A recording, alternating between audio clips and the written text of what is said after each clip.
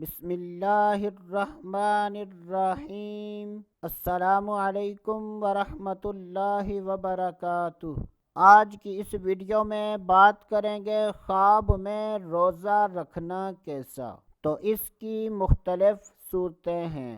حضرت سیدنا ابن سیرین رحمۃ اللہ تعالی علیہ نے ارشاد فرمایا کہ اگر کوئی شخص خواب میں دیکھے کہ اس نے روزہ رکھا ہے اور سبحان اللہ لا الہ الا اللہ اور روزے کی حالت میں قرآن پاک کی تلاوت کرتا ہے، تو یہ اس بات کی دلیل ہے کہ ایسا آدمی حرام کاموں اور گناہوں سے توبہ کرے گا۔ اور اگر کوئی شخص خواب میں دیکھے کہ اس نے روزہ رکھا ہے اور لوگوں کی غیبت کرتا ہے، تو یہ اس بات کی دلیل ہے کہ ایسا آدمی اپنی عبادت میں ریاکاری کرے گا اور ایسا آدمی دین کے راستے میں سچا نہیں ہوگا۔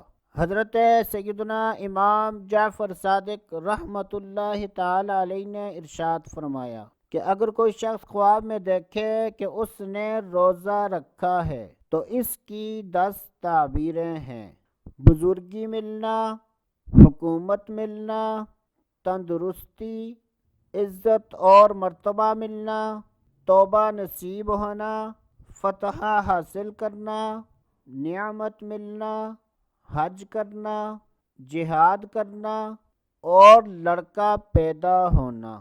اگر کوئی شخص خواب میں دیکھے کہ اس نے بھول کر روزہ رکھا ہے تو یہ اس شخص کے نیک ہونے اور حلال روزی کمانے پر دلیل ہے۔ اگر کوئی شخص خواب میں دیکھے کہ اس نے 2 مہینوں کے روزے رکھے ہیں تو یہ اس بات کی دلیل ہے کہ ایسا آدمی گناہوں سے توبہ کرے گا۔